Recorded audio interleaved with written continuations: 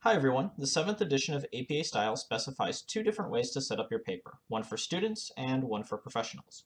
This video will walk you through how to set up a paper for students. So this is ideal for assignments for a class, whether you are in high school, college, or even graduate school. But if you are writing a paper that you plan to submit for publication in a journal, check the video description for a link to the professional version, which is a little bit different. The video description also contains timestamps that will jump you to various parts of the video. So if you are just looking for one thing in particular, use the timestamps to get there. Now in this video, I will demonstrate everything using Microsoft Word on a Windows computer. If you are using Word for Mac, an older version of Word, or a different word processing program entirely, like Google Docs, your paper should still look the same way, but the menu options you select to make that happen might be in a different spot. Additionally, in order to get the most use out of this video, I recommend pausing the video as needed to complete the steps yourself. Because there is a lot to go over, I will demonstrate and talk at a moderate pace. If that is too fast for you, listen for a bit, pause the video, rewind as needed, get caught up, and then continue. And as a final note, in some spots I'm going to use lorem ipsum text or placeholder text for illustrative purposes. Now, the very first thing I recommend doing is to enable the formatting symbols. These are normally invisible, but I find them to be extremely useful when writing and formatting papers because they show every keystroke that you make. To do that, click on the paragraph symbol, which is the Show Hide Formatting Marks button. Now, whenever you press Enter, Tab, or Space, symbols for each will appear. These symbols are not printed, so you do not need to worry about a bunch of extra stuff appearing on what you do submit. It might take you a little bit of time to get used to seeing them, but once you do, you won't ever turn them off. Now, to actually get to APA Style, the first step is to ensure that your page margins are set up correctly. APA Style specifies 1-inch page margins on all sides. This is the default option nowadays, but older versions of Word and other word processing programs may have different margins. To double check, go to Layout, Margins, and then see what is selected. As you can see, Normal is the default option, 1 inch on all sides. If you need to change your margins, you can pick one of the presets or just go to Custom Margins, and you can then go ahead and change top, left, bottom, right to 1 inch each. Next, we should set our font. APA Style specifies several potential options, including Calibri size 11, Arial size 11, Times New Roman size 12, Georgia size 11, and a few others. I tend to prefer Times New Roman, so that's what I will set it to.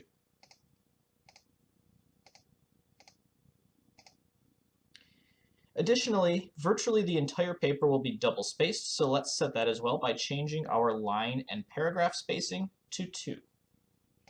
Finally, unless specified, all text should be left aligned, which is typically the default. Do not justify the text, keep it left aligned. Once the basics are taken care of, the first major part of your paper is the title page. So the first thing to do here then is create your title. To do that, you'll want to press Enter 3 or 4 times, center the text, write your title, and put the title in bold. You want to write it in title case, meaning that all important words start with a capital letter. Do not use any abbreviations in the title. And if you have a longer title or a subtitle, you can split it onto the next line, as I am doing here. A few notes on creating titles. The title should describe what the paper is about, so you need to convey the main ideas clearly. Oftentimes, this means incorporating the names of the variables that you studied or are exploring. And you also want the title to be descriptive without being needlessly long. So you want the title to strike a balance between being concise and being thorough. There is no word limit on how long a title should be, so again, you need to write one that best reflects your paper. Your title's length will ultimately depend on what your paper is about and what you are trying to convey. Next, we need to state who wrote the paper. So unbold your text, press Enter twice to put a blank line or space between the title and author byline, and write your name. You should include your first name, middle initial, and last name. If there are multiple authors, separate each person with a comma and then write out "and" before the final author. Do not include any titles or degrees that you may have or certifications, just write your name. And it's okay for author names to go onto a second or third line if you have a bunch of authors or longer names. Now, once the author is written, you need to state your affiliation. As students, your affiliation will be your department and university, separated with a comma.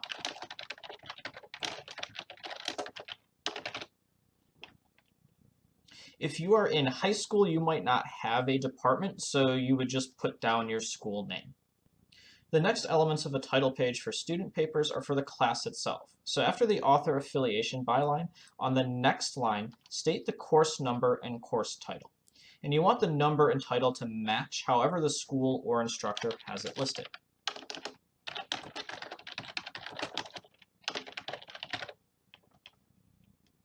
On the next line, write the course instructor's name. How you write it out depends on your instructor, so if you are unsure, just ask the person. If you are in college or graduate school and your instructor has a doctoral degree, you can start with doctor and then write out their last name, or put PhD after their full name. Or you could probably just put professor in front of their name, and that would work too. If you are in high school, your instructor probably doesn't have a doctoral degree, so you could put Ms. or Mrs. or Mr. in front of their name. The line after that should state the assignment's due date. Write out the due date based on how your country does it. So if you put the day before the month, you would do that here instead of how I have it set up. Now, the last major element of the title page for student papers is the page number.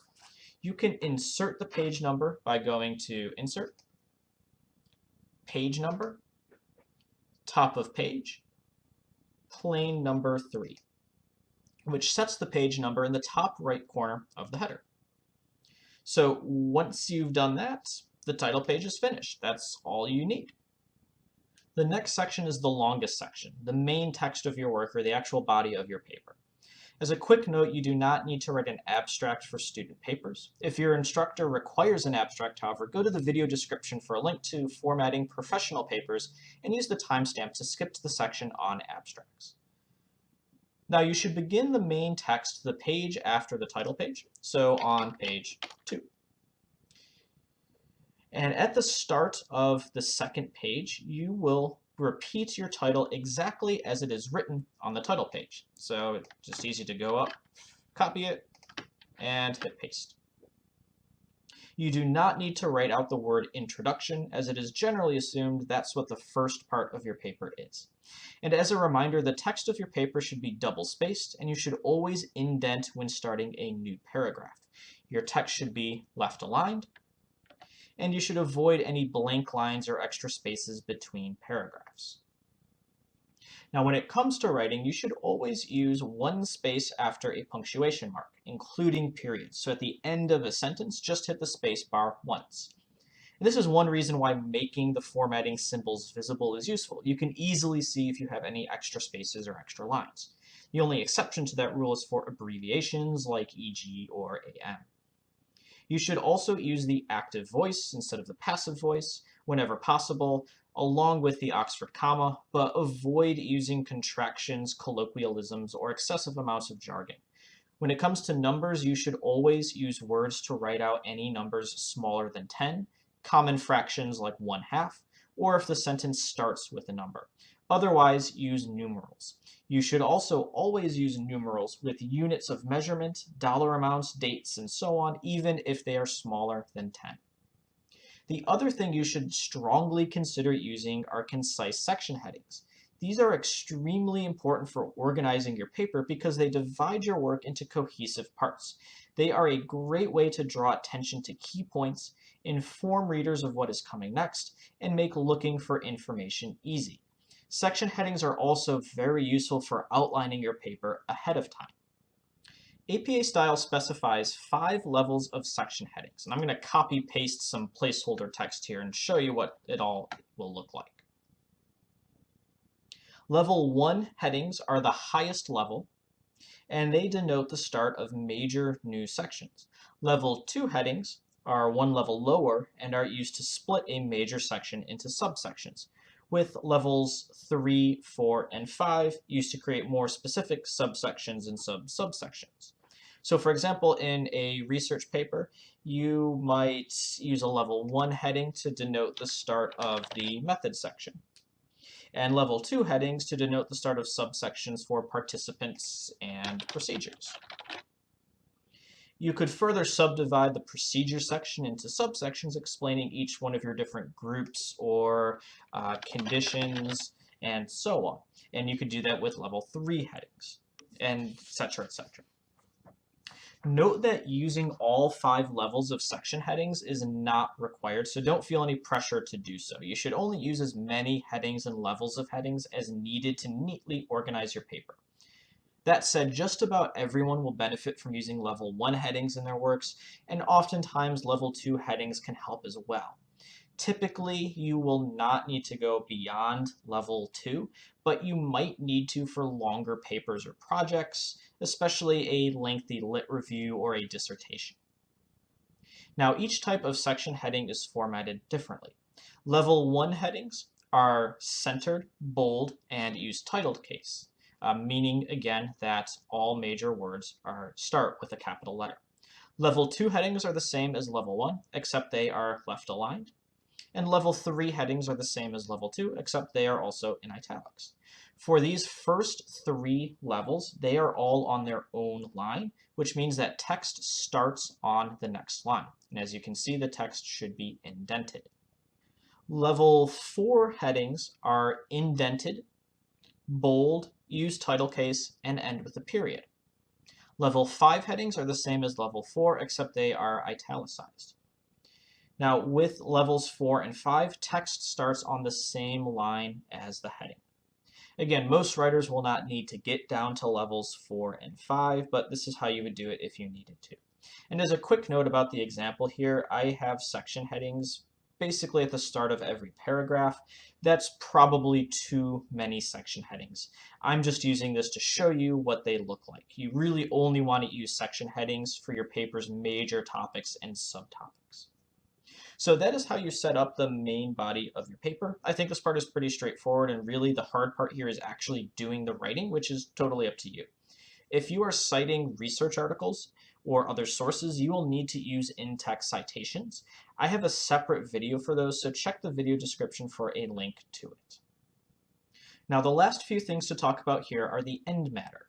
This encompasses several sections, some of which you may not need to include. The one section that you will almost always have is a reference list. The reference list starts on the next page after the main text is finished. You'll start by writing references at the top in bold and centered, and then writing out your references. I am not going to go into any detail on doing that now because this video is long enough as it is, so if you want to learn how to create a reference list, check the video description for a link to my video on that. Other examples of end matter include footnotes, tables, figures, and appendices. As students, you probably won't need any of them depending on the type of paper you're writing, but I'll briefly explain them here anyways for the sake of completeness. Footnotes are either for expanding on the text or for providing copyright attributions. Now, footnotes should be denoted in the main body of the paper itself with a superscripted number. From there, you can either insert them into the bottom of the page the footnote appears on, or you can include them on a separate page after the references. I tend to prefer the second method because I find it easier to keep track of them in one place. Start them on the next page after the reference list with the word footnotes in bold and centered. Start each footnote on a new indented line with the superscripted number at the start.